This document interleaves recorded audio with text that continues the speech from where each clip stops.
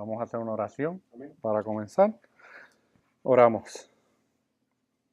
Padre, venimos delante de tu presencia en esta tarde, casi noche, para darte gracias por un día más, Señor, que nos ha permitido estar en esta ocasión aquí reunidos para seguir estudiando tu palabra. Te pedimos, Señor, que seas tú con cada uno de nosotros de manera especial, que podamos asimilar las verdades bíblicas que vamos a estar viendo en esta noche, Señor, para que estas verdades bíblicas se conviertan en una realidad de nuestras vidas, Señor. Todo esto te lo pedimos en el nombre de Jesús. Amén y amén. Vamos al capítulo 22. Capítulo 22.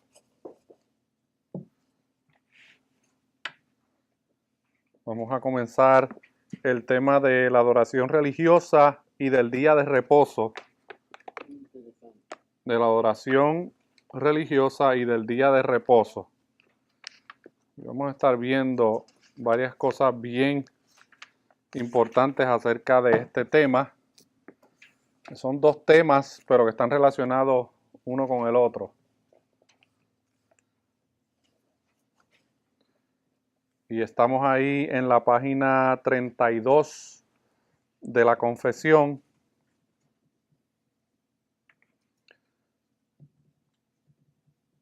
Y este tema básicamente trata con qué es lo que Dios ha revelado acerca de la adoración privada y de la adoración pública de una iglesia local.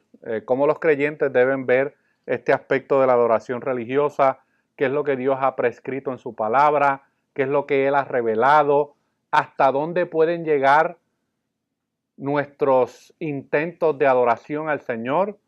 Una pregunta importante que podemos hacer es, ¿acepta Dios cualquier tipo de adoración? Eso ha sido una problemática desde aún en tiempos bíblicos.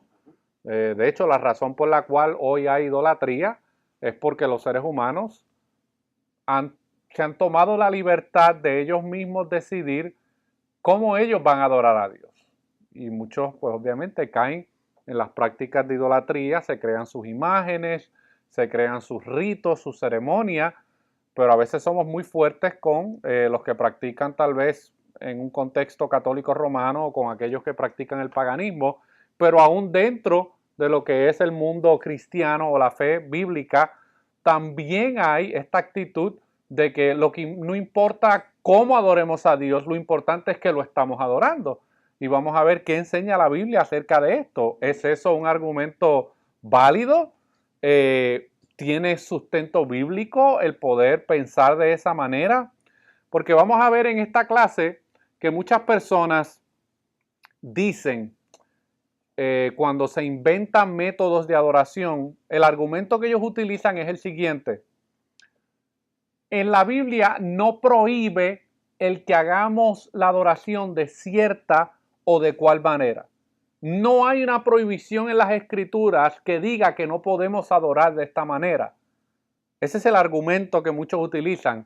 Pero tampoco, alguien podría decir, bueno, es que no hay una prohibición. Sí, pero es que tampoco hay un mandato de que podamos hacerlo de X o Y manera. ¿Me entienden? O sea, es verdad, no hay una prohibición, pero lo que sí hay es un mandato específico de cómo debe ser la adoración. ¿Me está entendiendo? Porque ese argumento de que no, pues como no está escrito, pues entonces podemos inventarnos cualquier método o cualquier forma o cualquier estilo. Bueno, no habrá una prohibición, pero tampoco hay una aprobación de que se pueda hacer. Así que vamos a ver a la luz de las Escrituras cuán importante es este tema, porque hoy más que nunca este tema se ha desvirtuado. Y vamos a ver qué la palabra del Señor tiene que decir acerca de este tema. Vamos a comenzar por el párrafo número 1 y vamos a ver hasta dónde podemos progresar. Dice el párrafo número 1, la luz de la naturaleza muestra que hay un Dios. Cuando habla de la luz de la naturaleza, ¿de qué luz de la naturaleza se está refiriendo? ¿A qué luz se está refiriendo? La luz de la naturaleza muestra que hay un Dios. La creación, ¿verdad?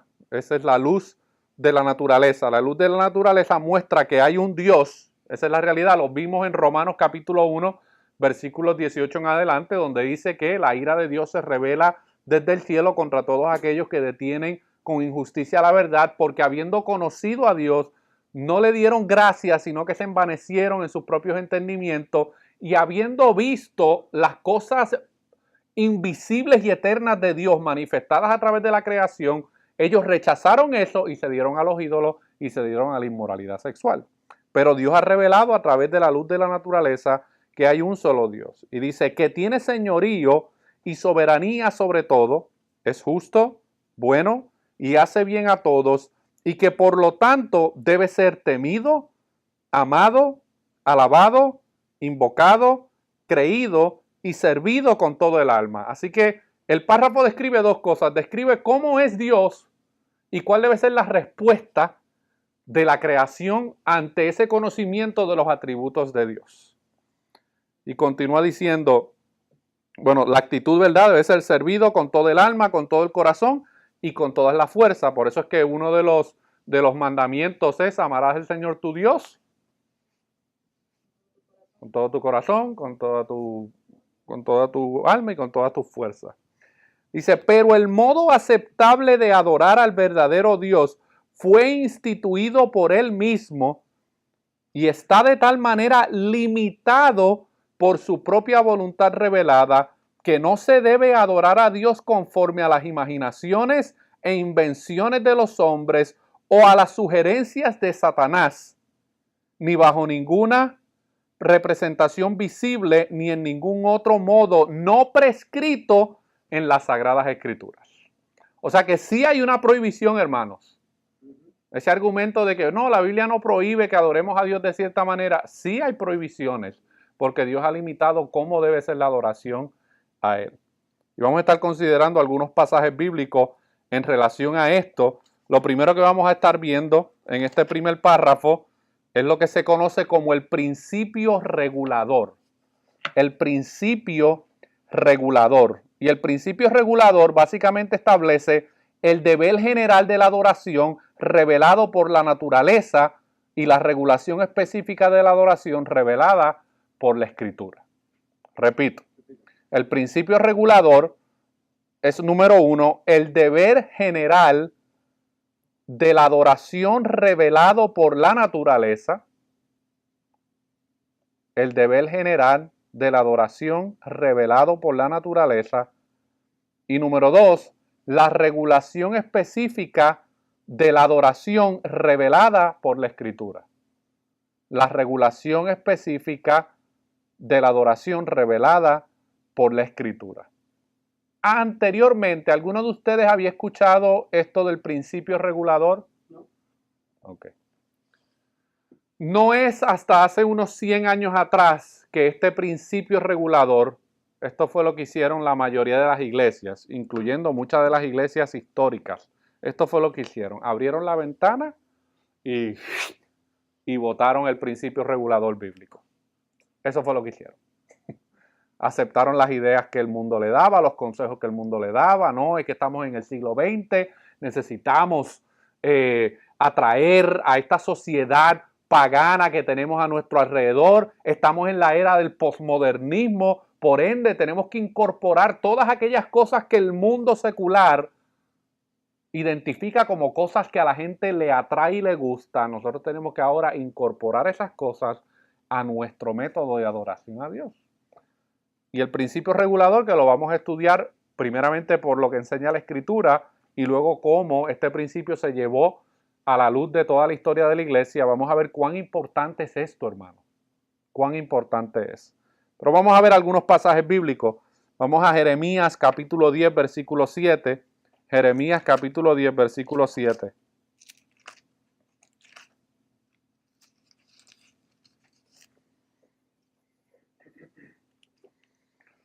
Jeremías capítulo 10, versículo 7. Aquí va a estar hablando un poco acerca de cómo Dios se ha revelado a los hombres a través de sus atributos. Alguien que tenga Jeremías 17. Rubén. ¿Quién no temerá, oh Rey de las naciones? Porque a ti es debido el temor todos los sabios de las naciones y en todos los reinos no hay semejante a ti. Okay. Eso es bien importante para nosotros entender la adoración, hermano. Nosotros no estamos adorando a un ser inventado por nosotros. Nosotros no somos quienes determinamos cómo es Dios.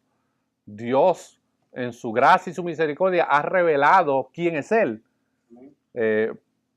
¿Y cuál debe ser la actitud ante estos atributos de Dios? Bueno, el texto lo dice a través del profeta. ¿Quién no temerá, oh Rey de las naciones? Porque a ti es debido el temor, porque entre todos los sabios de las naciones y en todos sus reinos no hay semejante a ti.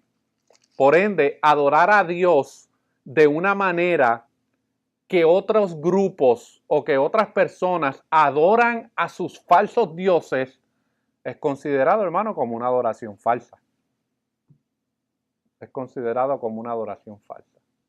¿Ok? Rubén, ¿tenías una pregunta o algo? Tal vez me estoy yendo muy rápido, pero hay unos hermanos, bueno, un hermano que me dijo pues que nuestras alabanzas pues eran muy como las alabanzas de Dios. El estilo de música se refiere, ok. Ajá. Y citaron el Salmo 150, ajá, que dice, alabarle a son de bocina, alabarle con salterio y arpa, alabarle con pandero y danza. Entonces, pues, claro. le dijo el hermano, ahí 150. Okay. ¿Vamos a llegar allá? Vamos a llegar allá, hermano. Dice también aquí en la confesión, vamos a Marcos capítulo 12, versículo 33. Marcos capítulo 12, versículo 33.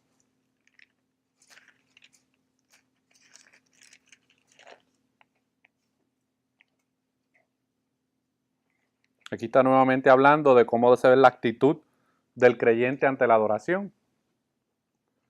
Marcos 12, 33.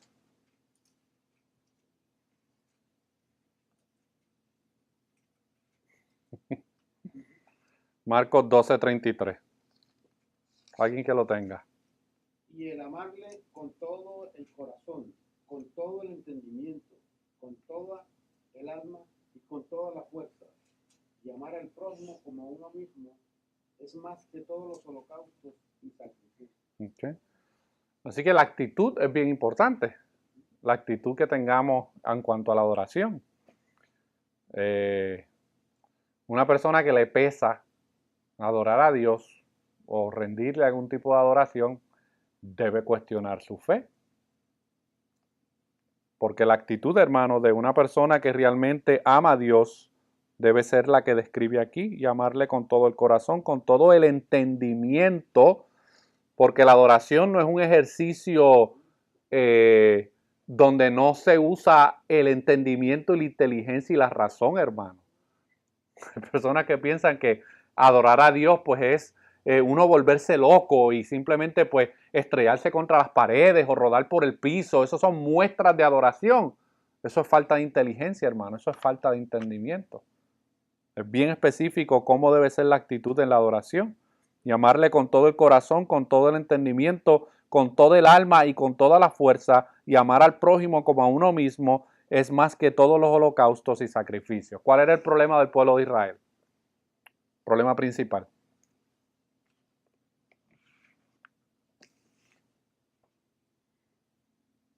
Según ese versículo, o lo que podemos deducir, Georgie. Ellos trajeron su sacrificio cuando tenían que hacerlo, Ajá. pero la actitud con que lo trajeran, dice la Biblia que le dio una peste.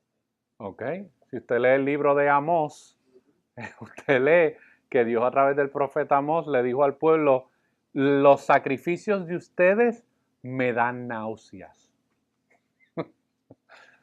Y si usted lee el libro de Amós, usted se va a dar cuenta que ellos tenían todo un sinnúmero de ceremonias y de ritos y de prácticas a la hora de adorar a Dios, que a lo mejor estaban prescritas en su palabra, porque Dios fue el que les dio el sistema sacrificial de animales, pero la actitud con la cual ellos lo hacían era una actitud, hermano, que Dios la abominaba. Dios aborrecía la actitud con la que ellos estaban adorando a Dios.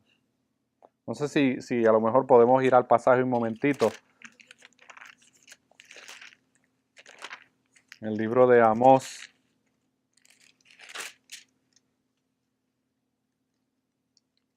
A ver si lo encuentro. Yo creo que es el capítulo...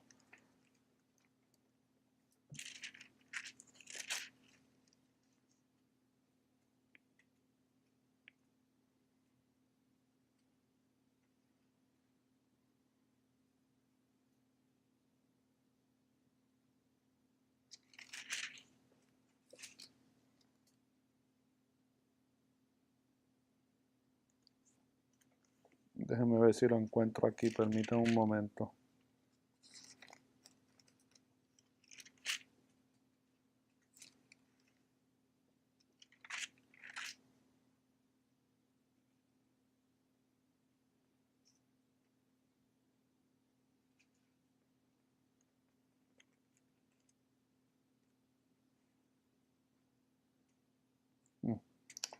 No lo encuentro ahora.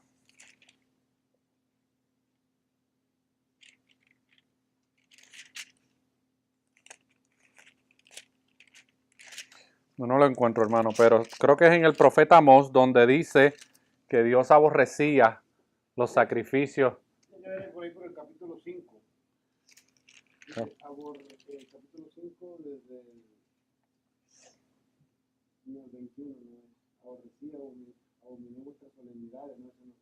Sí, ¿dónde está? De 5:21. Ajá, dice, aborrecí, abominé vuestras solemnidades y no me complaceré en vuestras asambleas. Y si me ofreciereis vuestros holocaustos y vuestras ofrendas, no los recibiré, ni miraré a las ofrendas de paz de vuestros animales engordados. Quita de mí la multitud de tus cantares, pues no escucharé las salmodias de tus instrumentos, pero corre el juicio como las aguas y la justicia como impetuoso arroyo.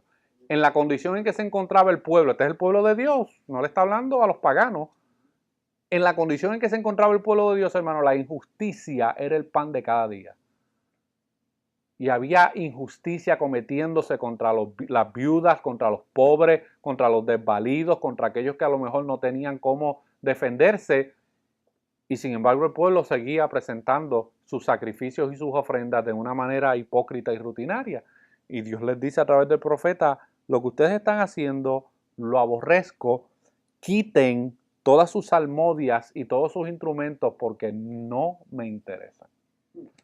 Así que hay una actitud, hermano, de parte de Dios donde Dios está más preocupado por la actitud del corazón en la adoración que por los muchos instrumentos o por las muchas ceremonias que podamos hacer.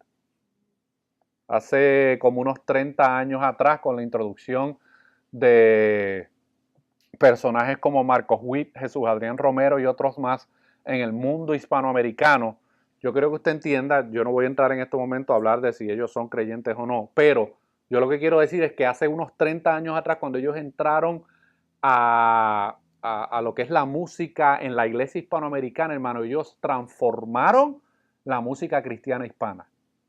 La música cristiana hispana hace 30 años atrás no es lo que es hoy en día. Ellos tuvieron una influencia muy grande sobre la música. Y yo recuerdo cuando yo tenía como unos 15 a 20 años que la actitud que prevalecía era que nosotros debemos tener mejores espectáculos que los que tiene el mundo. Y la excusa era, no, es que nosotros somos hijos de Dios y nosotros tenemos que hacer las cosas con excelencia. ¿Y qué pasó? Que ellos querían hacer las cosas tan y tan mejores que como el mundo las hacía, que empezaron a traer músicos inconversos a que formaran parte de sus conciertos y de sus actividades, porque obviamente en el pueblo cristiano no había esa calidad de músicos. Y ellos se trajeron a un montón de músicos paganos impíos para que fueran los músicos de su grupo y ellos eran los que hacían los conciertos. Y esto está totalmente documentado, mis hermanos. Hoy en día, la mayoría de los músicos, de estos artistas famosos en la farándula de la música cristiana, son gente inconversa. No son ni cristianos, hermano.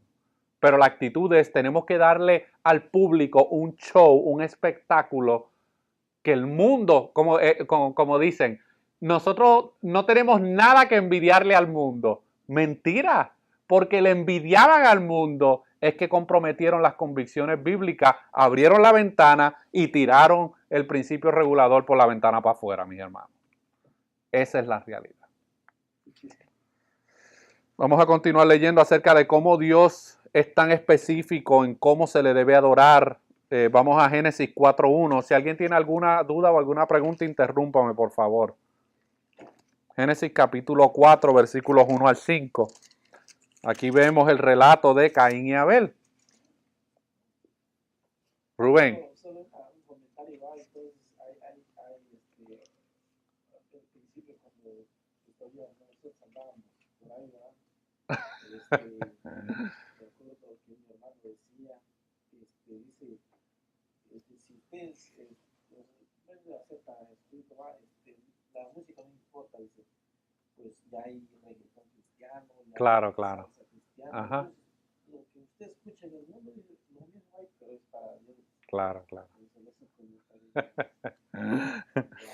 Vamos a ver hasta dónde llega, hermano, el principio regulador. Porque mire, los que utilizan ese argumento dicen es que la Biblia no prohíbe ciertos géneros musicales. ¿Verdad que no? No hay ninguna evidencia bíblica.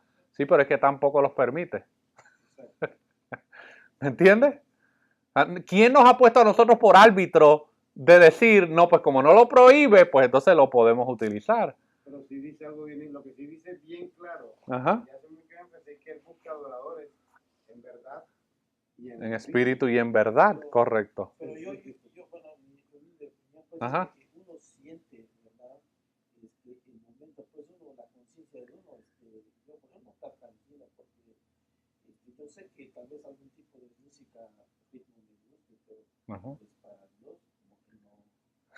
Para Dios, pues, adentro de uno, Claro. uno, el rechazo, así, ¿sabes? Yeah. Bueno, ha llegado a tal nivel el descaro donde, por ejemplo, una canción de Selena le quitan la lírica por utilizar la pista y le ponen música cristiana. ¿Cuántas canciones a lo mejor del mundo usted no ha escuchado por ahí con lírica cristiana? ¿Nunca le ha pasado?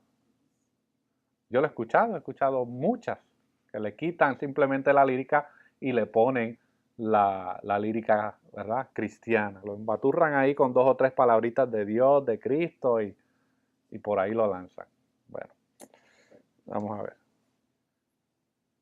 Génesis 4 del 1 al 5. Vamos a ver si uno puede adorar a Dios como le dé la gana. Aquí está el relato de Caín y Abel. Conoció Adán a su mujer Eva, la cual concibió y dio a luz a Caín, y dijo, por voluntad de Jehová he adquirido varón. Después dio a luz a su hermano Abel, y Abel fue pastor de ovejas, y Caín fue labrador de la tierra. Y aconteció, andando el tiempo, que Caín trajo del fruto de la tierra una ofrenda a Jehová. Este era su expresión de adoración. Esto fue lo que Caín decidió traerle en adoración a Dios. Y aconteció andando el tiempo que Caín trajo del fruto de la tierra una ofrenda a Jehová, y Abel trajo también de los primogénitos de sus ovejas, de lo más gordo de ellas. Y miró Jehová con agrado a Abel y a su ofrenda, pero no miró con agrado a Caín y a la ofrenda suya. Y se ensañó, otras versiones dicen, y se enojó en gran manera. Y se enojó en gran manera Caín, y decayó su semblante, hermanos. Aquí hay algo que el texto está infiriendo que es bien importante que lo entendamos. ¿Por qué Caín y Abel estaban trayendo una ofrenda? ¿Cuál era el propósito de esa ofrenda?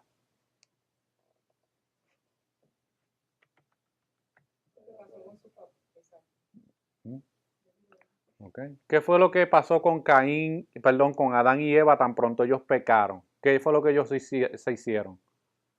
Ellos hicieron sus propias vestimentas, ¿verdad que sí?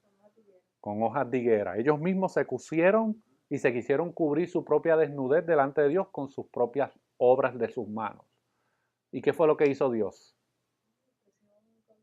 Un sacrificio, un animal. Dios los cubrió con piel de animal. En otras palabras, Dios mismo hizo un sacrificio de animales, hubo un derramamiento de sangre para que Dios mismo pudiera cubrir a Adán y a Eva con esas vestimentas. En otras palabras, lo que Dios quería dejarle saber a Eva y a Adán es: lo que tú hiciste con las obras de tus manos no es aceptable delante de mí.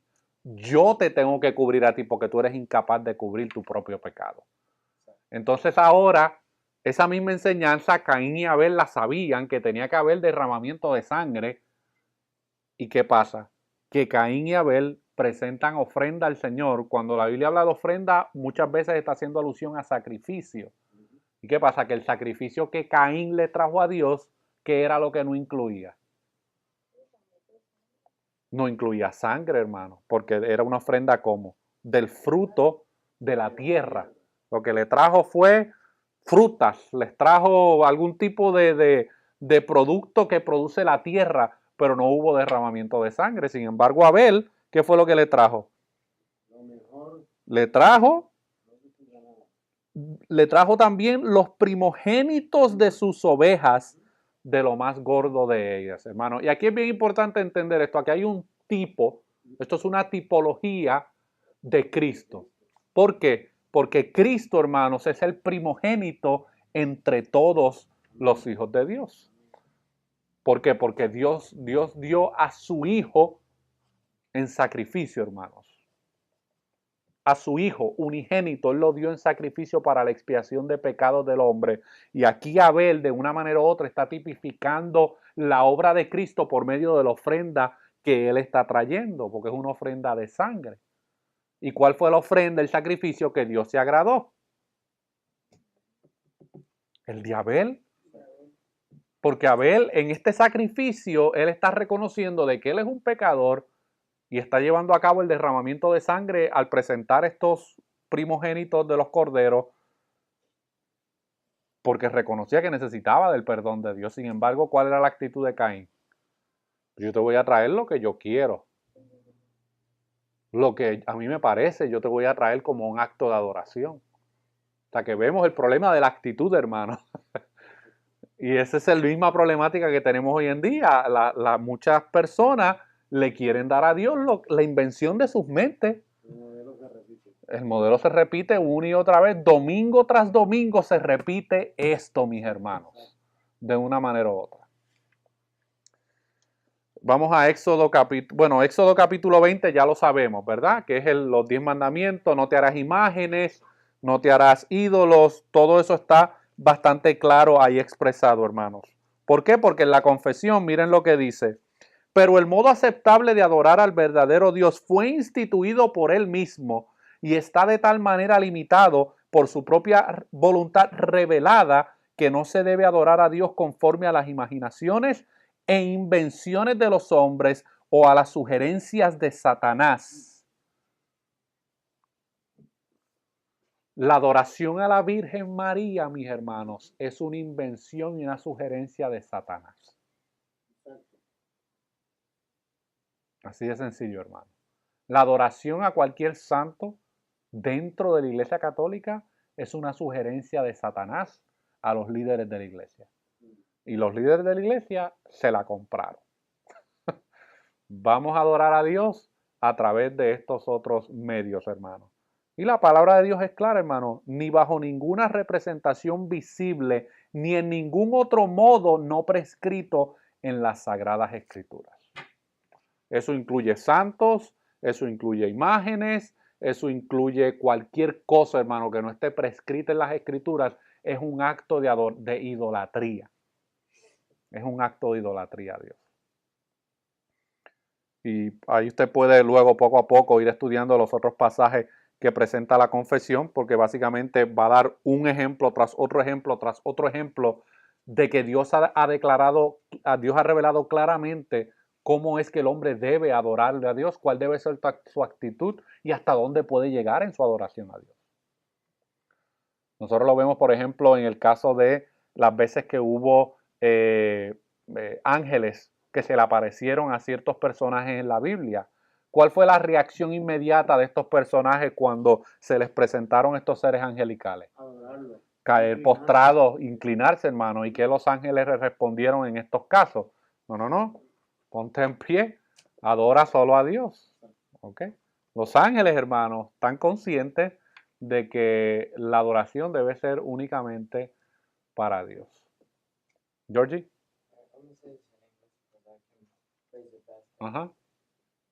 How is it that the Catholic Church, for all these years, have been able to justify themselves doing that practice? Ajá. Because the Bible clearly states, Yeah. "Thou shalt not make any idols." Ajá. There is one God to be Yeah. worshipped, and God only. Ujú. How do they justify worshiping all these different saints? That's correct.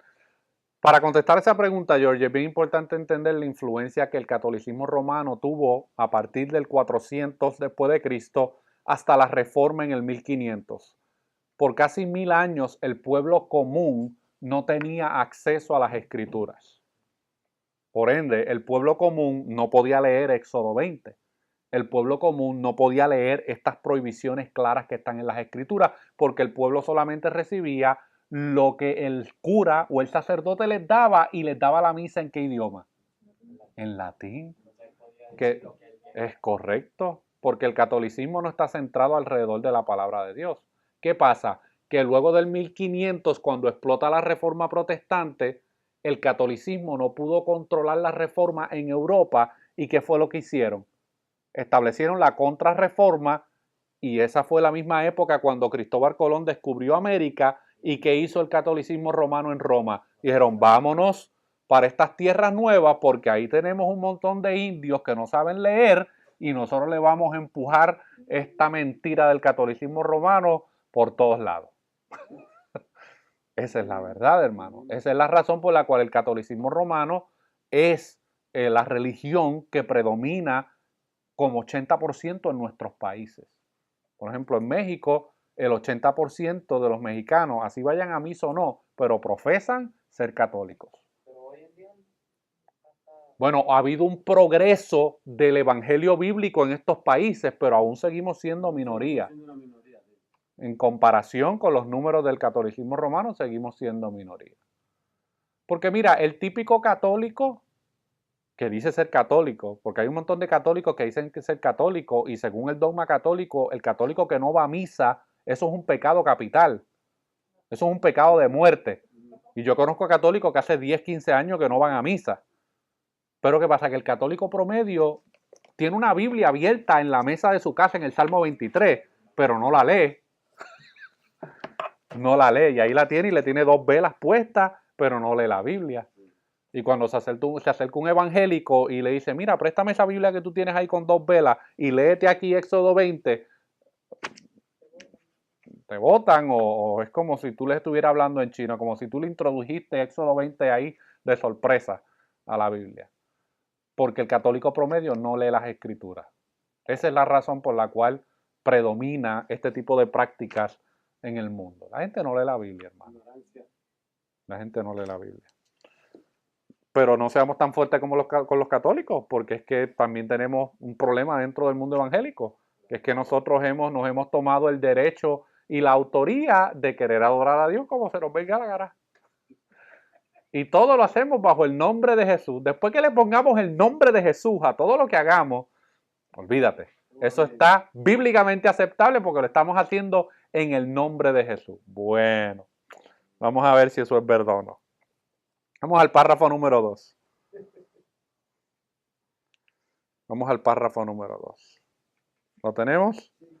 Dice, la adoración religiosa ha de tributarse a Dios Padre, Hijo y Espíritu Santo, y a Él solamente, no a los ángeles, ni a los santos, ni a ninguna otra criatura.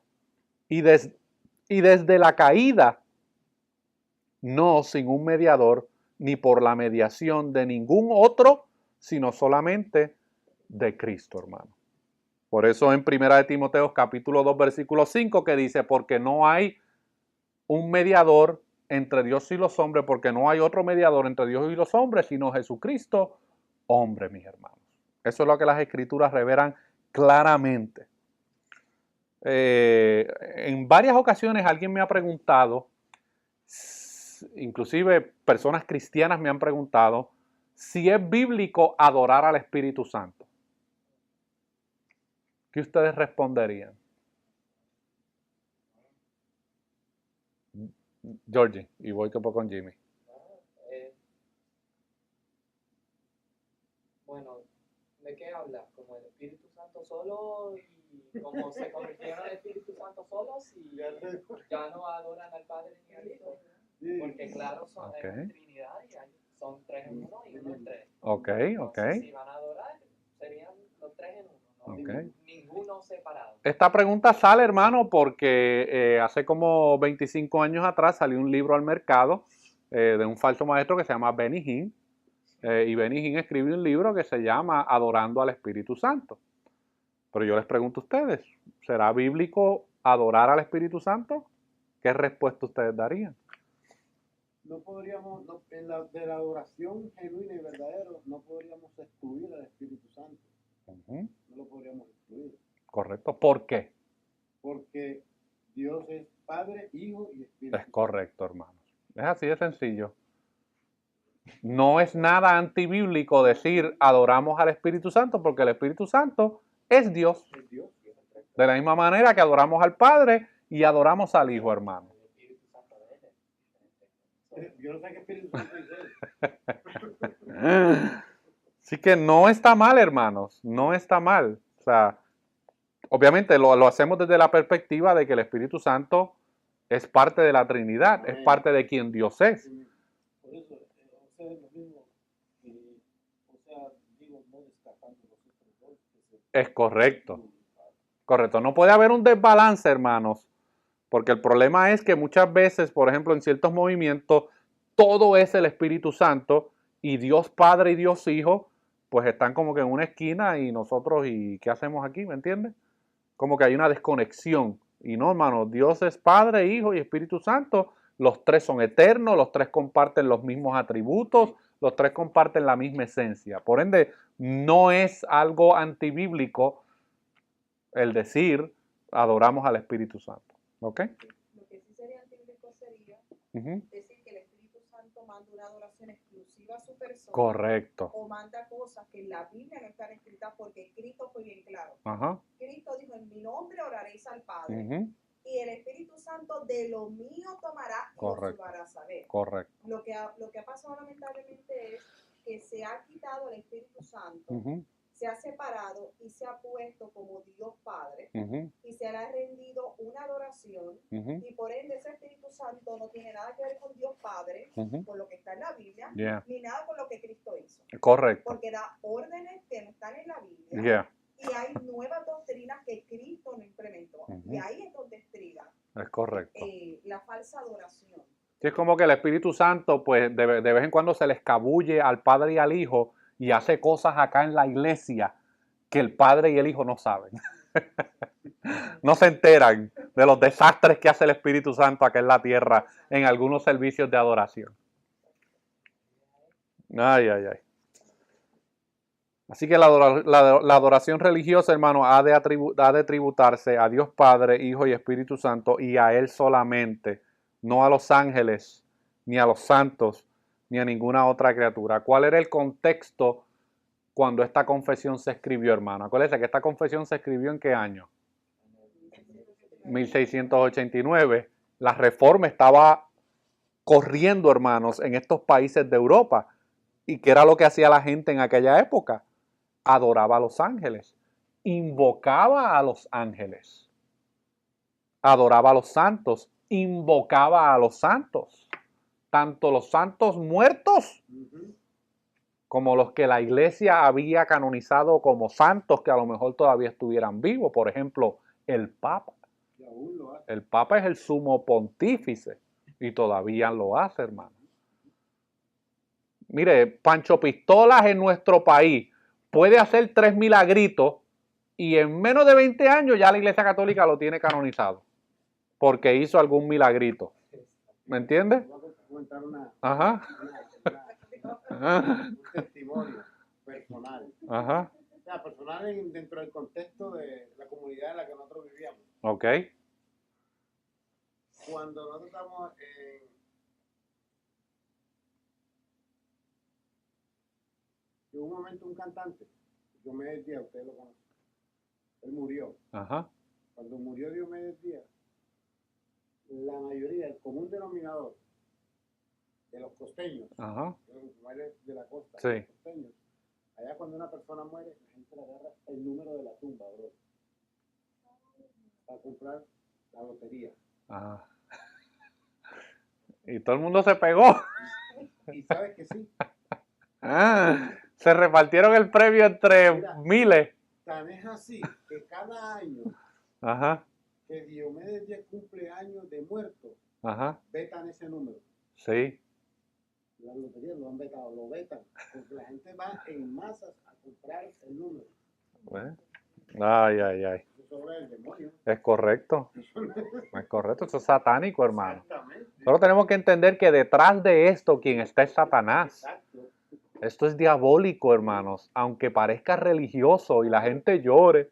Ay, virgencita. Es diabólico lo que está detrás de todo eso, hermano. Y la gente está tan ciega y muertos espiritualmente que no se dan cuenta de esta realidad. Nosotros tenemos uno, usted tiene otro peor. Acá, acá. Como el hijo Va por ahí, Ale. Deja que Jerica termine y te doy la parte. Que nosotros tenemos a Benny Hinn, que dijo que él iba a la tumba de Catherine Kuhlman. Ah, es Y correcto. él recibía de ella instrucciones. Sí. Y unción. En uno de los libros de Benny Hinn sale cómo él visita la tumba de este personaje, una mujer de pentecostal de la época de 1920, no, perdón, de la época del 30, 40 y 50, Catherine Kuhlman, que era una evangelista internacional, y después que ella murió, Benny Hinn fue un discípulo de ella. Y Benny Hinn cuenta, está en videos, hermano, usted métase a YouTube y lo puede leer y lo puede ver, donde él dice que él visita la tumba de Catherine Kuhlman para recibir poder y unción de ella. De la muerta. De la muerta. Alex, ¿qué ibas a decir? como el hijo de Diomedes, Martín Elías. Ahí en el sitio donde él se accidentó, Ajá. ahí pues, ¿qué le hicieron? Con una foto le hicieron una lápida, Ajá. una especie de una tumba. Yeah. Y se encontraron también que fue un billete de a peso. Ajá. Y ahí se lo pusieron, le hicieron una decoración. Ajá. Sí, sí. El que pasa por ahí lo visita, lo mira como si fuera algún Correcto. Y le piden. santo sí, exactamente. Correcto. Eso es lo que hacen. Correcto, hermano. La gente piensa que ese tipo de actos Dios los acepta, hermano. Dios los aborrece con todas sus fuerzas, hermano. Dios los aborrece.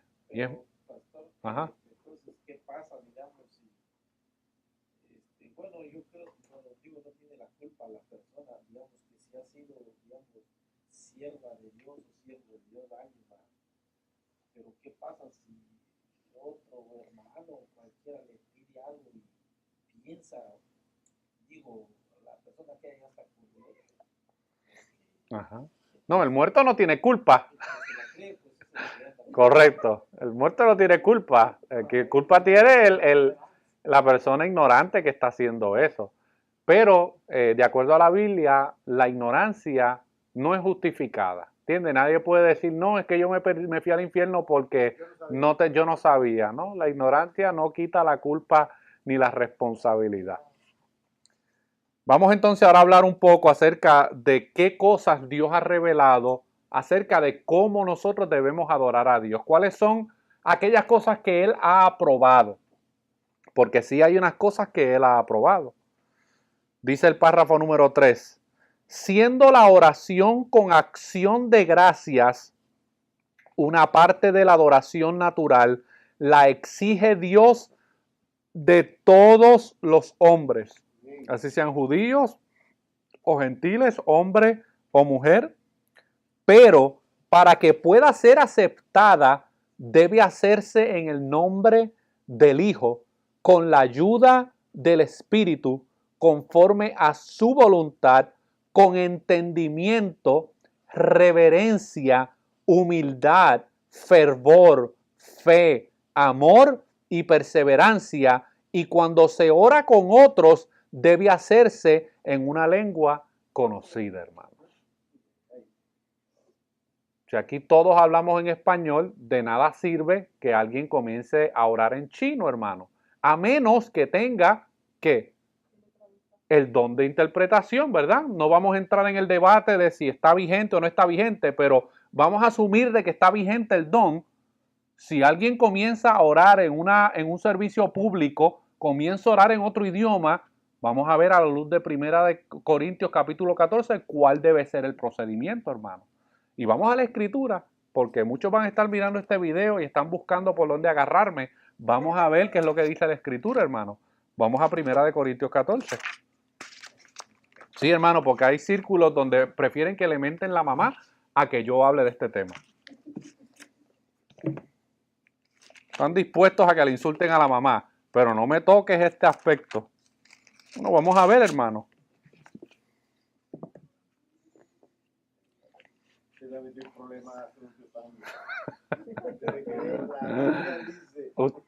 Si la Biblia dice hoy en día es peligroso. Vamos a 1 Corintios capítulo 14, hermano. ¿Lo tenemos? Vamos del 13 en adelante.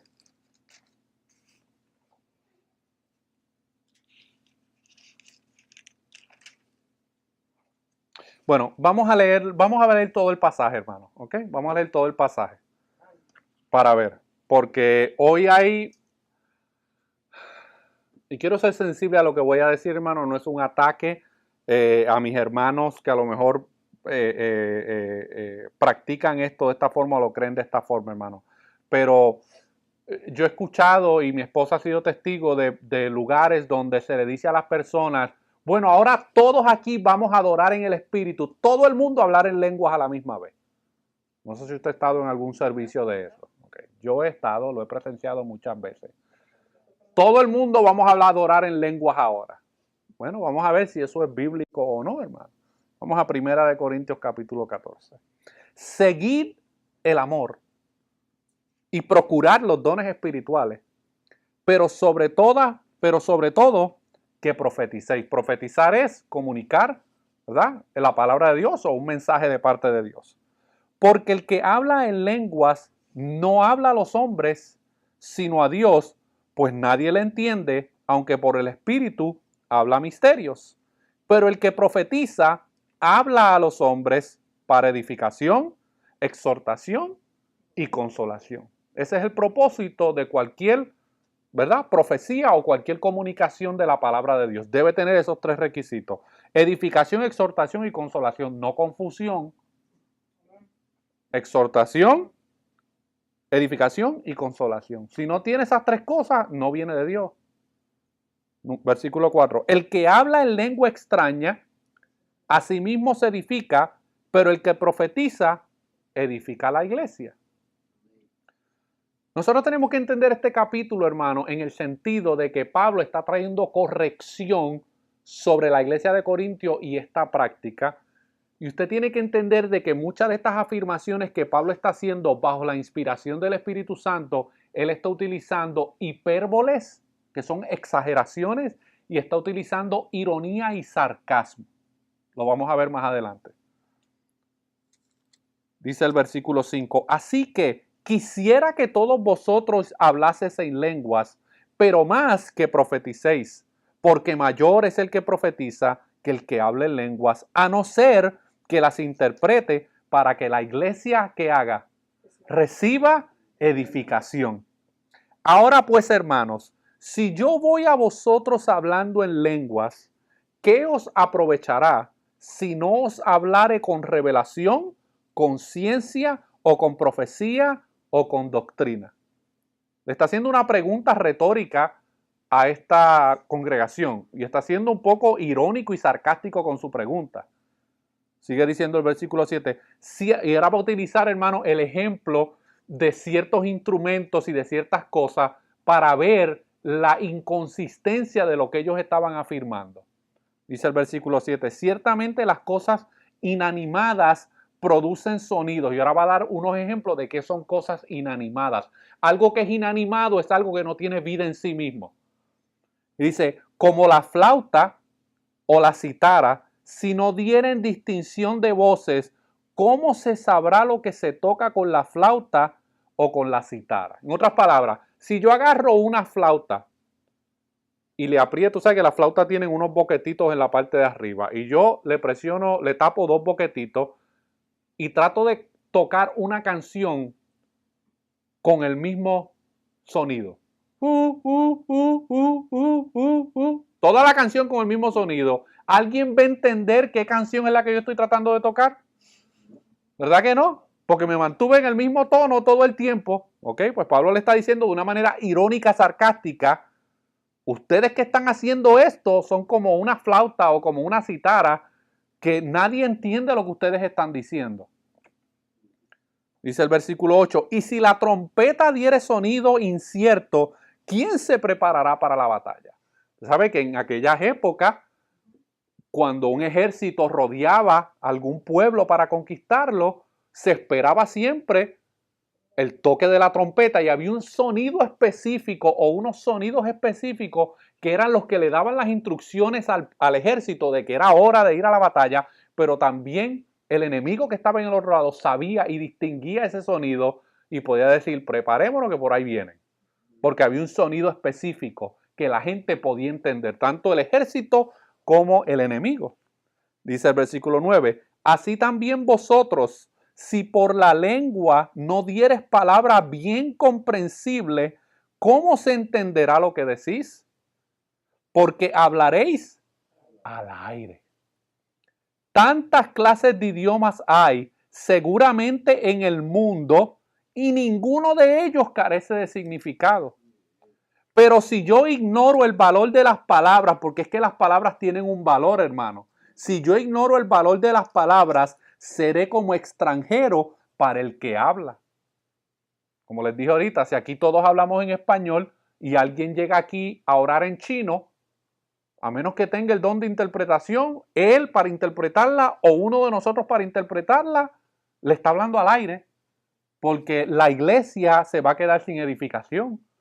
No va a recibir qué es lo que Dios quiere para, ¿verdad? El mensaje que Dios quiere impartir. Y estamos aquí, hermano, hablando desde la perspectiva de la vigencia del don.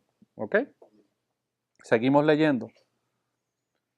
Vuelvo de nuevo al versículo 11. Dice, pero si yo ignoro el valor de las palabras, seré como extranjero para el que habla, y el que habla será como extranjero para mí. Ni yo lo entiendo, ni él me entiende.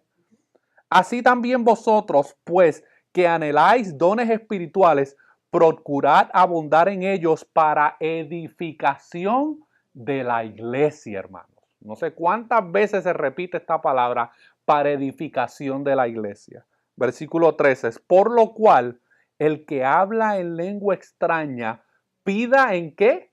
En oración poder interpretarla.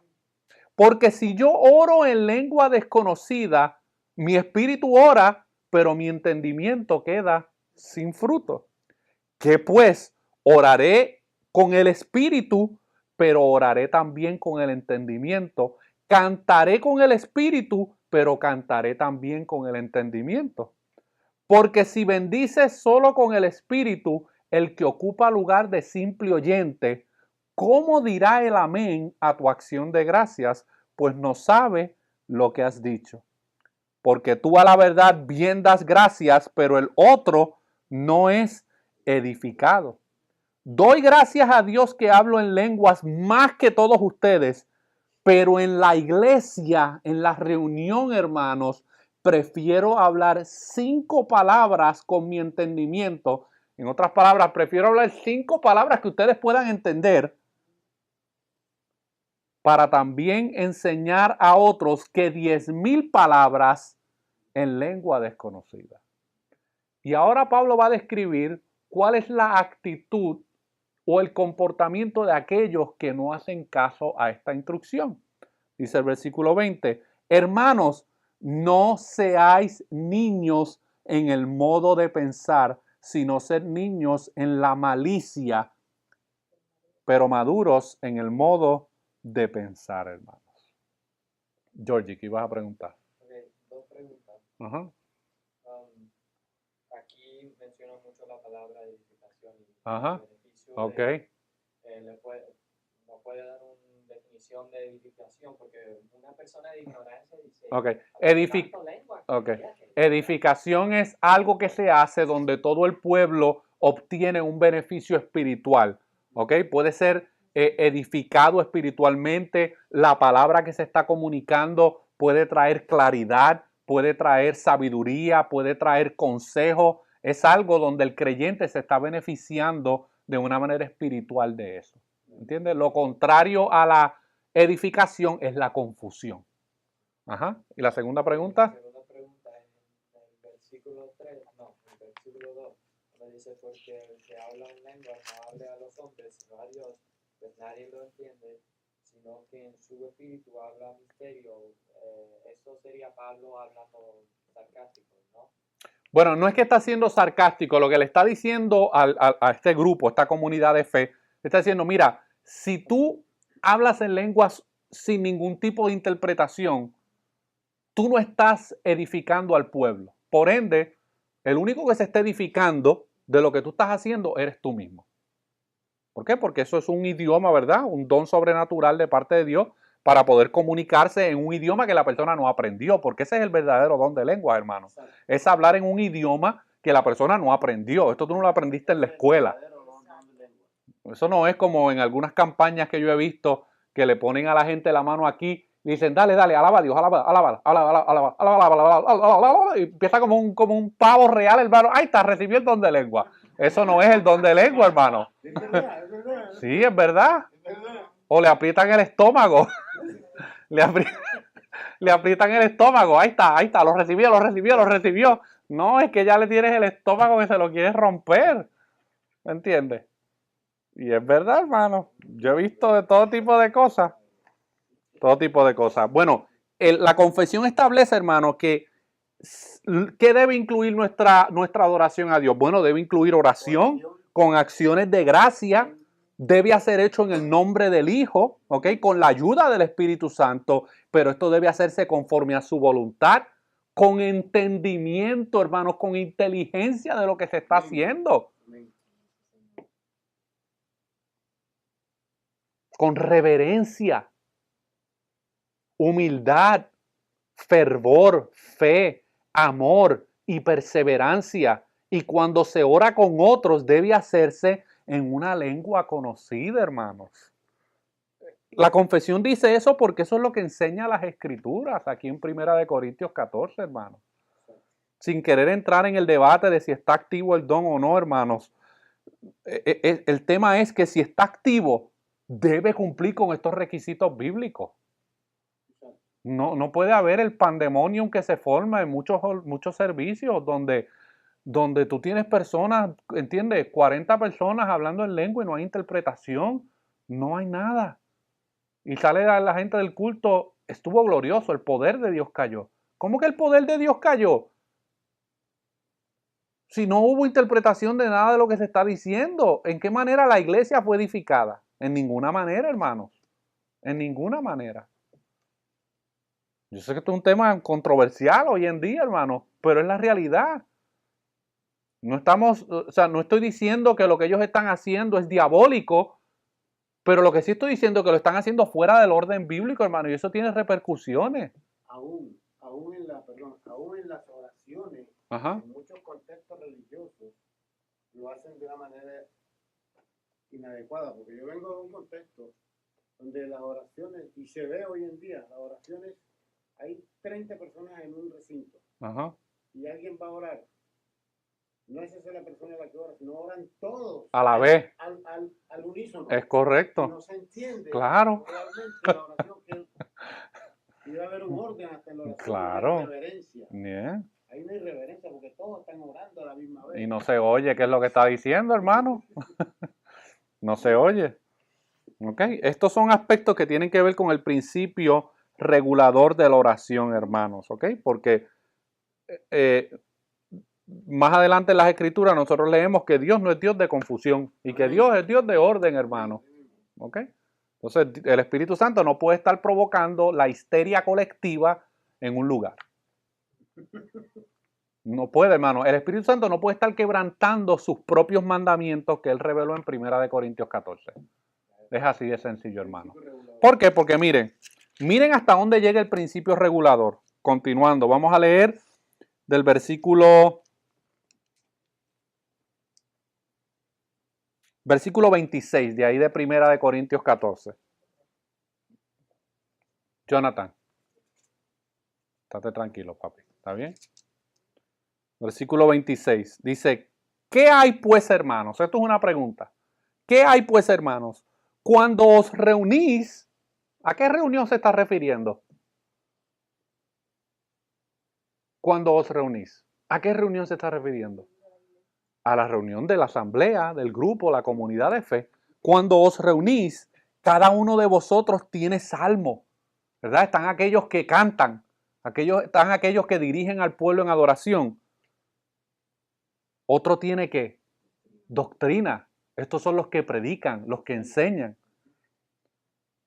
Dice, tiene lengua, tiene revelación, tiene interpretación.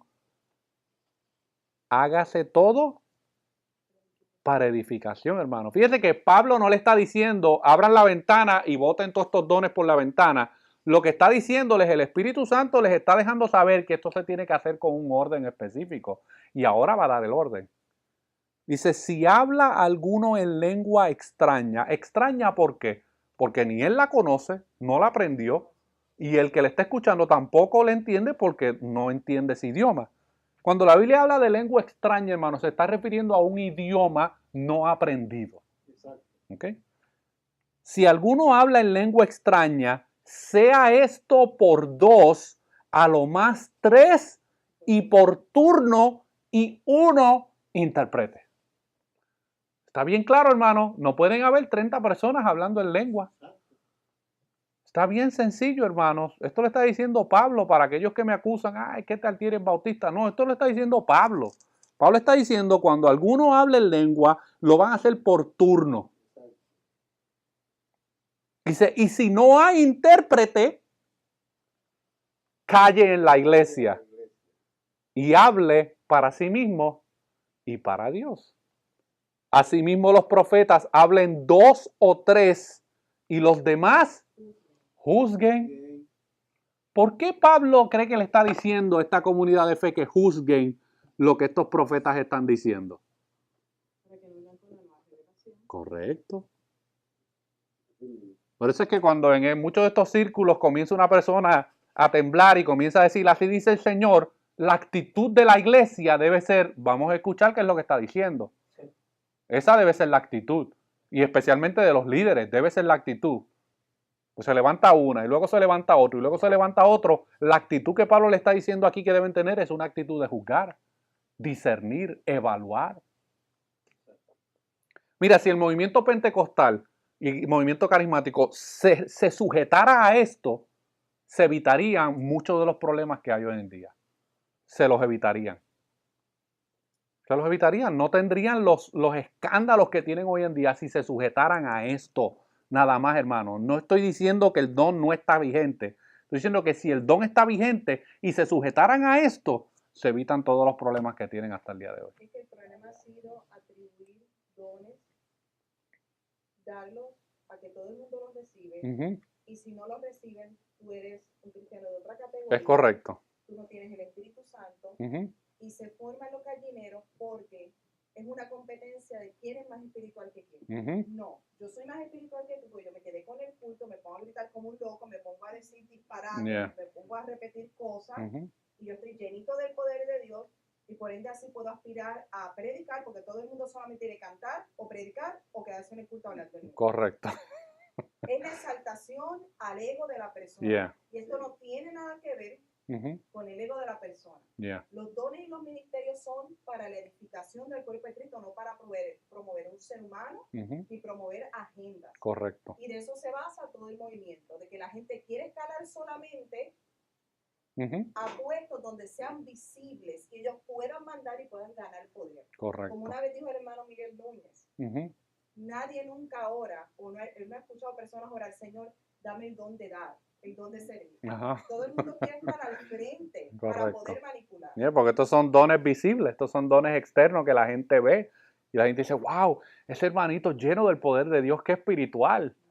Pues no te sujeta a lo que dice el texto bíblico, pues entonces no es nada de espiritual. Vamos a seguir leyendo, hermano. Dice, y si algo le fuere revelado a otro que estuviere sentado, calle el primero. Porque podéis profetizar todos, uno por uno, para que todos aprendan y todos sean exhortados.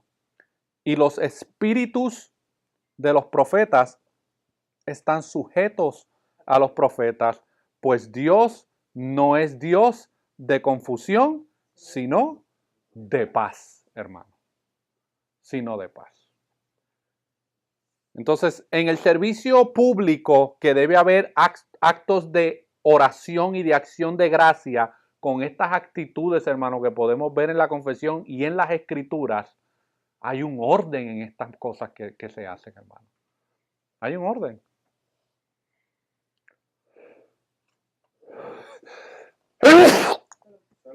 Hay un orden, hermano. ¿Alguna duda o pregunta hasta ahí? Georgie, ¿tenías un comentario o alguna pregunta que querías hacer? No, solo un comentario de Ajá. que si uno presta atención durante el servicio, casi nunca, bueno, casi siempre cuando hablan en lengua, nunca es para comunicar un mensaje. Ajá. Siempre cuando el pastor empieza a ponerse bien intenso y después el piano, y después uno empieza a gritar o el pastor mismo Ajá. empieza a hablar en lengua y después ahí por favor. Es correcto. Entonces Bien. nunca ha sido para edificación, siempre es el mismo escenario. El mismo escenario, es correcto. Es como que algo también muchas veces cae en algo inducido. Exacto. Es como que, pues aquí no hay nadie hablando en lengua, vamos a poner a todos estos pollos a hablar en lengua aquí, de alguna manera u otra, ¿me entiendes? Así que el baterista, vete para allá. Yo sé porque yo fui baterista y a mí en muchas ocasiones, hermano, me decían, vaya, si dele duro, duro, duro hasta que caiga el poder. Así me decían, hermano. Y yo, pues, en mi ignorancia, pues yo decía, pues yo me voy a estar sacando, hasta sangre me sacaba tocando batería, hermano, para que el poder de Dios cayera. Y mi esposa es testigo. Y si no caía, íbamos por él. Y si no caía, pues aquí hay pecado en el pueblo.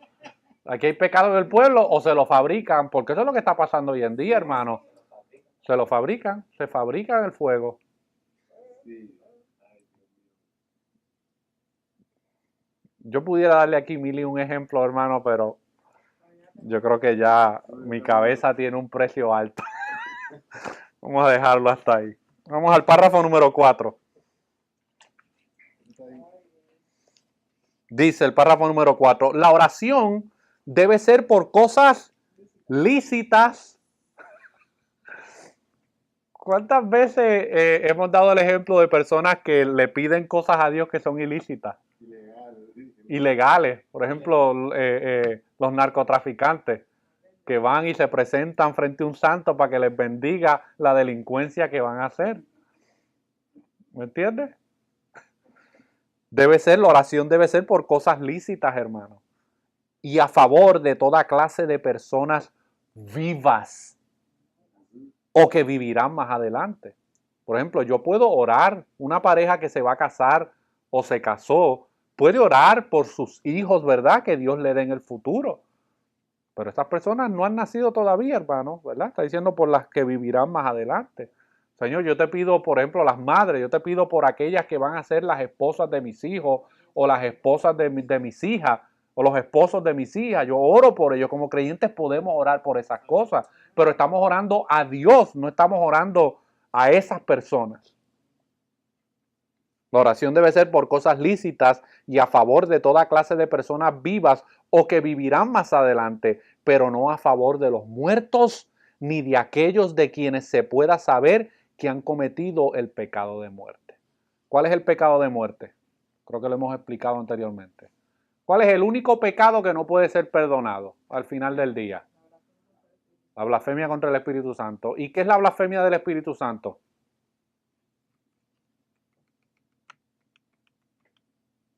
¿Se acuerdan? ¿Okay? Bueno, lo primero que tenemos que establecer, hermano, es que hoy en día nadie puede cometer la blasfemia del Espíritu Santo. Le voy a decir por qué. Cuando Cristo, que fue el que dijo estas palabras, Él las dijo porque Él tenía un grupo de fariseos, líderes religiosos, frente a Él. Y Jesús estaba sanando a los enfermos, libertando a los endemoniados, haciendo todas las cosas que se habían profetizado del Mesías que habría de venir. Y los fariseos le dicen a Jesús, eso que tú estás haciendo, lo estás haciendo por el poder de Satanás. Ellos tienen a Dios encarnado, hermano, frente a ellos físicamente. Y ellos se están rehusando, visiblemente teniendo todas las evidencias de que ese era el Mesías prometido, lo están rechazando públicamente y físicamente. Por eso es que Jesús le dice, toda palabra que digáis en contra de lo que sea, de Dios, os será perdonada, pero la blasfemia contra el Espíritu Santo no le será perdonada. ¿Por qué? Porque bajo qué poder Cristo estaba haciendo las cosas que estaba haciendo. Las estaba haciendo bajo el poder del Espíritu Santo. Por eso Él dice, cuando entra a la sinagoga por primera vez y lee el pasaje de Isaías, dice, por cuanto me ha ungido el Señor para libertar a los cautivos, para dar vista a los ciegos, para darle audición a los sordos.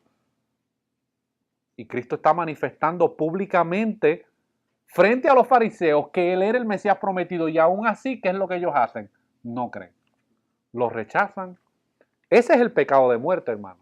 Tener todas las evidencias de que Jesús es el Hijo de Dios, es el Mesías, y rechazarlo. Porque la gente se va al infierno no por incrédulo. La gente no se va al infierno por adúltero.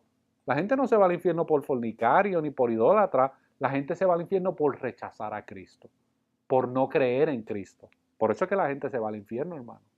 Lo demás son acciones pecaminosas, pero lo único que puede perdonar al hombre es creer en Cristo, y si tú no crees en Cristo, ¿qué esperanza de salvación hay para ti? No hay ninguna. Por eso es que es pecado de muerte, porque es que no hay otra opción. Si no crees que Jesús es el Hijo de Dios, estás en condenación. Vamos al párrafo número 5. Dice, la lectura de las Escrituras. Estas son otras cosas que deben formar parte del servicio de adoración. La lectura de las Escrituras, la predicación y la audición de la palabra de Dios, la instrucción y la amonestación los unos a los otros por medio de salmos, himnos y cánticos ¿qué? Espirituales. El cantar con gracia en el corazón al Señor, como también la administración del bautismo y la cena del Señor, son parte de la adoración religiosa a Dios que ha de realizarse en obediencia a Él. ¿Con qué? Con entendimiento, fe, reverencia y temor piadoso. Además, la humillación solemne con ayunos y las acciones de gracia en ocasiones especiales han de usarse de una manera santa y piadosa. Así que en un servicio de adoración o en la adoración religiosa, ¿qué debe haber? Oración, acción de gracia, lectura de las Escrituras, predicación, pero también hay un aspecto bien importante, audición de la palabra de Dios. Por eso, hermano, es que cuando uno está allá sentado escuchando la palabra de Dios, uno está adorando a Dios por medio de ese ejercicio. Eso es lo que yo he tratado, hermano, de enseñar de una manera clara, que el creyente, cuando presta atención a la palabra de Dios siendo predicada y enseñada, eso es un acto de adoración que Dios se complace. Es un acto de adoración, hermano. No es un sermón simplemente, es la palabra de Dios. Y la manera en que yo respondo en adoración es prestando oído, concentrándome, tratando de realmente entender qué es lo que Dios quiere decir. Luego dice que también debe haber instrucción, amonestación los unos a los otros. Eso está hablando del discipulado que debe haber entre nosotros como creyentes. Debe haber salmos, himnos y cánticos espirituales, hermano. Pero también debe haber la administración de las dos ordenanzas, el bautismo y la cena del Señor. también habla de los ayunos y las acciones de gracia en ocasiones especiales. ¿A qué usted entiende que se refiere con eso? Acciones de gracia en ocasiones especiales. Eso es una manera, ¿verdad? Cuando hay la presentación de algún niño. ¿Qué otra forma? No necesariamente, porque casi siempre las bodas se hacen fuera del contexto de una iglesia local. Pero estoy hablando de la reunión de una iglesia local. Dice las acciones de gracia en ocasiones especiales. No, porque eso es una ordenanza. El bautismo y la cena es una ordenanza. Eso ya lo habíamos incluido.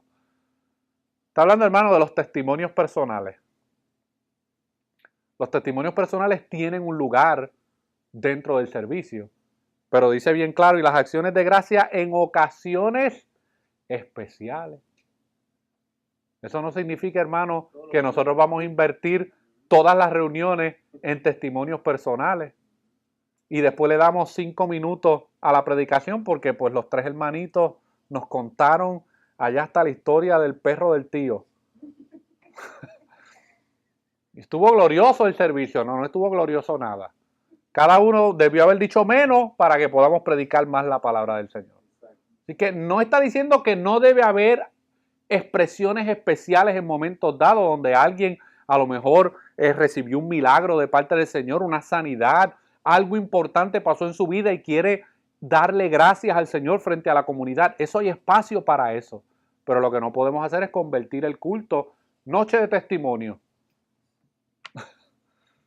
Y tenemos a 10 personas dando sus testimonios. Estamos 4 horas porque a la gente le gusta, hermano. A la gente le gustan las historias. Y se aguantan 4 horas de testimonio, pero no se aguantan 40 minutos de predicación. No se aguantan. Y al otro día se acuerdan de todos los detalles de los testimonios, pero pregúntales de la predicación. Ay, yo no sé de qué predicó el pastor, pero pues ahí dijo algo del Señor. Ay, ay, ay. Vamos al párrafo número 6.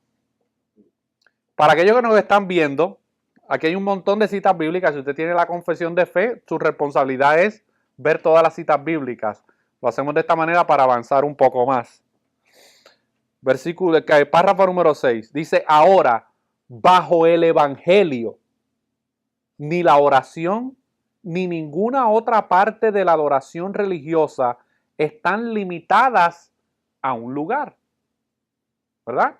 Porque en el Antiguo Testamento, ¿dónde giraba toda la adoración del pueblo? Tenía que ser en el templo, hermano, en el tabernáculo. Era donde se hacían todos los actos religiosos.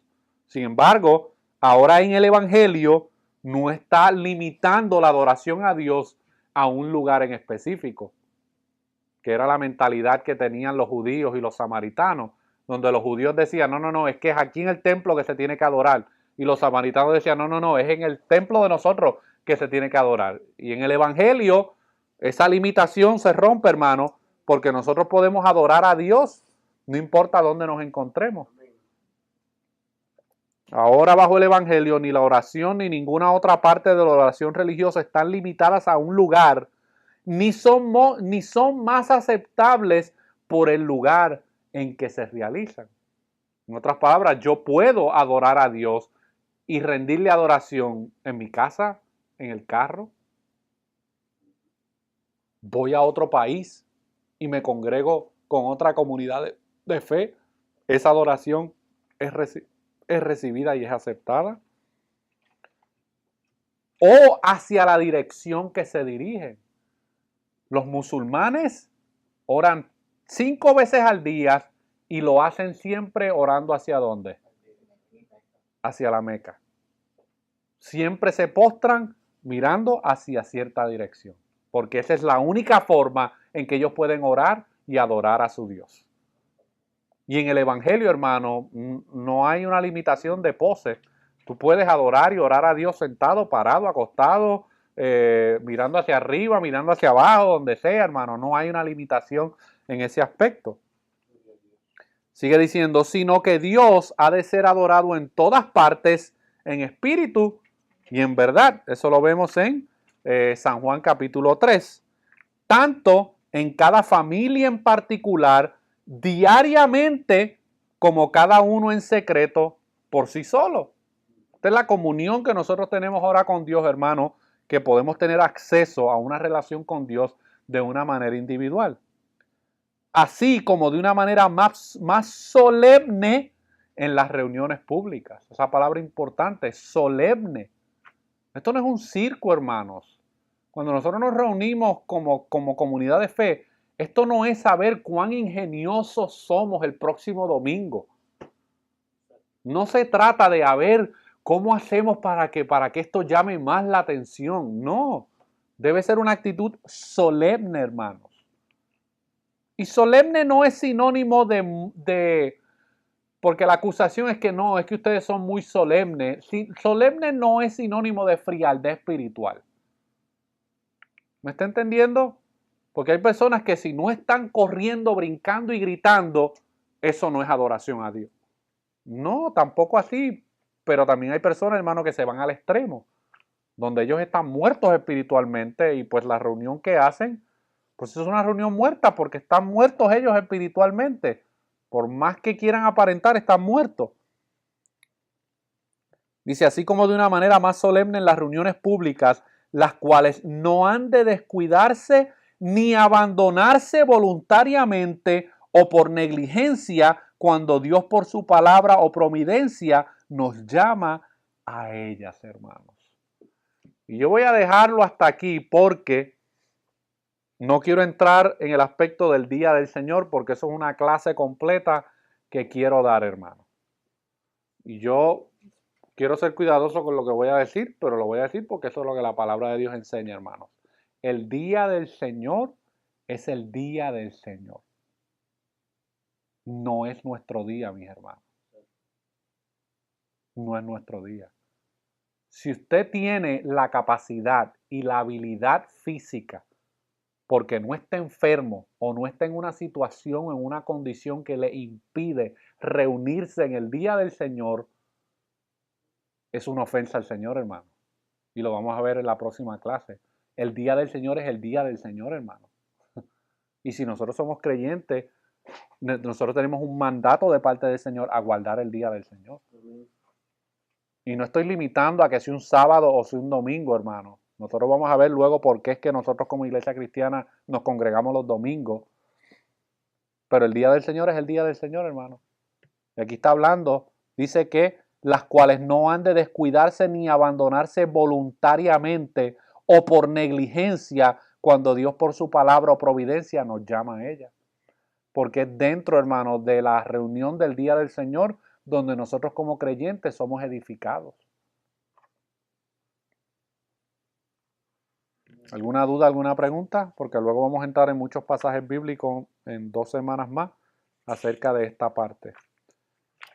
Yo quiero leerles algunas cosas que dice aquí el comentario acerca de este aspecto de el principio regulador.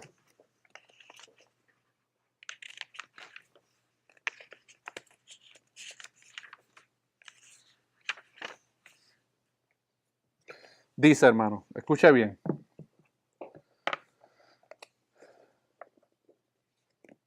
Bueno, voy a leerle algunos aspectos del principio regulador. Dice, la ocasión histórica inmediata de este párrafo que acabamos de leer fue el debate entre puritanos y anglicanos.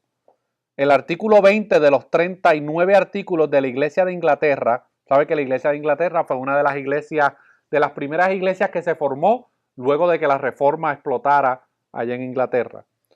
Dice, y esto era lo que el artículo de la Iglesia de Inglaterra decía.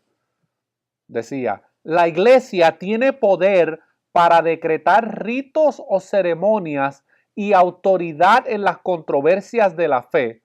Y sin embargo, no es lícito que la Iglesia ordene algo contrario a la palabra escrita de Dios.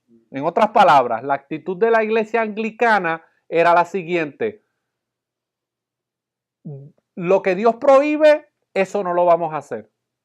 Pero lo que no hay prohibición, nosotros lo vamos a hacer.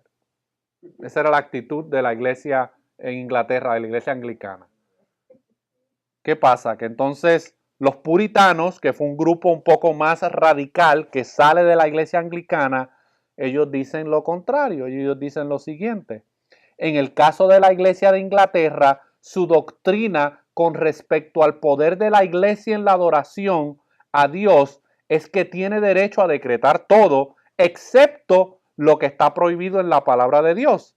En el caso de nuestra propia iglesia, hablando de los puritanos, su doctrina referente al poder de la iglesia en la adoración a Dios es que no tiene derecho a decretar nada excepto lo que está ordenado por la palabra de Dios, expresa o implícitamente. Eso es lo que les dije al principio, la actitud de que, bueno, como no lo prohíbe, pues lo podemos hacer. No, es que la actitud bíblica o el concepto bíblico es que no podemos hacer cosas que la Biblia tampoco nos ha permitido hacerlas. ¿Me está entendiendo? Sigue diciendo, ese es el primer punto. Dice, en segundo lugar, la introducción de prácticas extrabíblicas en la adoración tiende inevitablemente a anular y socavar la adoración establecida por Dios. Esta tendencia está ilustrada en iglesias evangélicas actualmente, donde los anuncios triviales o ridículos, la música especial, los tiempos para testimonios y otras cosas parecidas dejan a menudo solo 20 minutos para la predicación. Mencióneme algunas cosas que la Biblia, que se hacen hoy en día, que la Biblia no las prohíbe, pero tampoco las ordena en el servicio al Señor, en el servicio público. ¿Las pantomimas? ¿La Biblia prohíbe las pantomimas? No hay una prohibición, pero tampoco hay una permisibilidad, hermano. ¿Me entiendes? Los dramas. ¿La Biblia prohíbe los dramas? Pero no hay una instrucción bíblica, hermano, de que sea algo aceptable en el servicio público. En el servicio del día del Señor, hermano. Estoy hablando del día del Señor. No estoy hablando de cualquier otro día donde la iglesia quiera hacer otra actividad. Estoy hablando de la reunión del día del Señor. Es bien claro, hermano. Y si nos vamos un poquito más de trasfondo, ¿usted sabe de dónde vienen las pantomimas? Las pantomimas, hermano, es una práctica pagana. Es una práctica que hacían en los estadios griegos, y es una invocación a los muertos, lo que son las pantomimas. ¿Por qué tú crees que se visten de negro y se pintan la cara blanca? La Biblia no prohíbe eso, pero tampoco lo permite. Las danzas esas que hacen ahora, así que se visten de todos colores, ¿la Biblia prohíbe eso? ¿Verdad que no? En el Nuevo Testamento, ¿usted puede encontrar evidencia de que esa práctica se llevara? Que es para contestar un poco la pregunta el comentario que hiciste al principio, Rubén. Salmo 150, ¿ok? ¿Verdad? El Salmo 150 está en la Escritura, pero vamos a analizar varias cosas. Número uno, ¿quién escribió ese Salmo?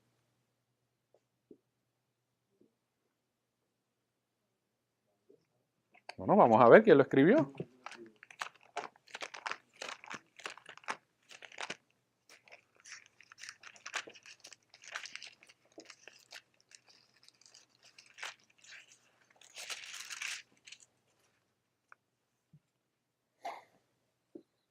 El Salmo no dice quién lo escribió, pero asumimos, hermano, que quien lo escribió fue ¿qué?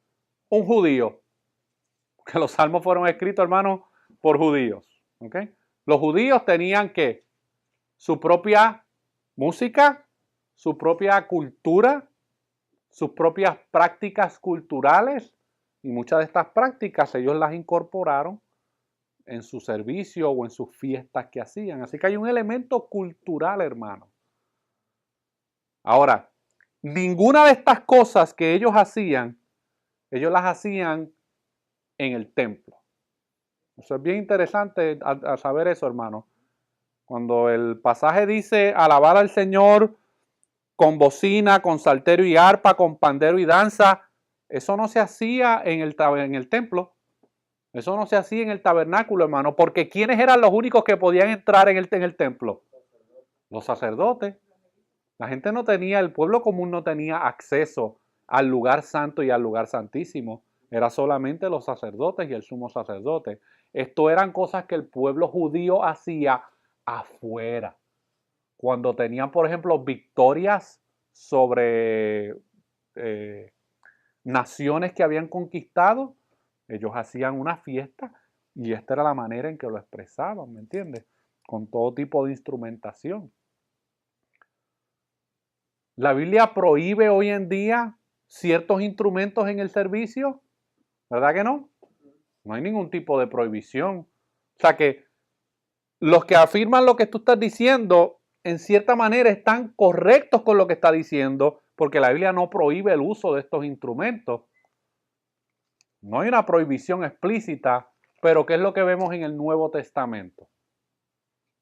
En el Nuevo Testamento, la manera en que el pueblo judío hacía sus celebraciones y sus fiestas, ellos no incorporaron eso dentro del servicio de adoración en el día del Señor. ¿Me estás entendiendo? Ellos a lo mejor como cultura lo podían seguir haciendo. Es más, hoy en día todavía lo siguen haciendo. Muchas personas que practican, ¿verdad?, cierto tipo de judaísmo y hacen muchas de estas fiestas culturales. Nuestros países tienen bailes típicos, ¿verdad que sí? México, Puerto Rico, casi todos los países de Centro y Sudamérica hay unos bailes típicos que se bailan.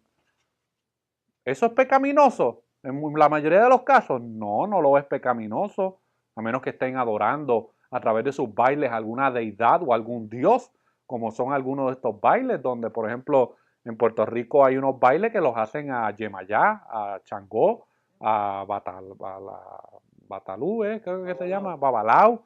Bueno, esos son bailes que se hacen para deidades paganas o para falsos dioses o para demonios, pero lo que tenemos que ver es qué es lo que el Nuevo Testamento nos revela acerca del principio regulador. ¿Qué era lo que la iglesia, cómo la iglesia en el Nuevo Testamento adoraba al Señor? Bueno, lo único que podemos encontrar es en el libro de Colosenses, donde habla que adoremos a Dios con salmos, con himnos y con cánticos espirituales. ¿Esos cánticos espirituales, esos himnos, esos salmos, pueden incluir instrumentación? Claro que sí, claro que pueden incluirlo. Pero eso no es lo que ellos están promoviendo, Rubén. Porque detrás de eso se esconde el descontrol. Detrás de esa mentalidad de que no, aquí somos libres para adorar al Señor, lo que se esconde es el descontrol. Claro, atraer a la gente. Ay, música estuvo muy buena. Se me movían los pies solos. Yo trataba de que no se me movían, pero se me movían solos. Todas esas cosas, hermanos, son métodos que la gente utiliza para que la gente se sienta bien, para atraer gente, para lo que sea. Por eso es que esa guerra que hay entre los tradicionalistas y los contemporáneos es inmadura, ¿entiendes? Es inmadura porque alguien puede tocar un himno con una banda de instrumentos y hacerse de una manera solemne y reverente. Esto no se trata de volarle los oídos a la gente con la música. O de que el baterista le dé tan y tan duro a la batería, ¿me entiendes? Mire, yo una vez estuve, es que yo tengo tantos testimonios y experiencias que contarles, hermano. Donde el pastor, recuerdo una vez el pastor que le dijo al guitarrista, hazte un solo ahí para que el diablo salga corriendo. O sea, que el diablo lo tenían allí sentado en la iglesia y el guitarrista, pues, ¿no? Y el guitarrista se inspiró ahí. Y le hacía hacia la guitarra y todo. Y el diablo, pues, como un loco corriendo por ahí. Nada de esas cosas, hermanos, son bíblicas. ¿Alguna duda, alguna pregunta? Ay.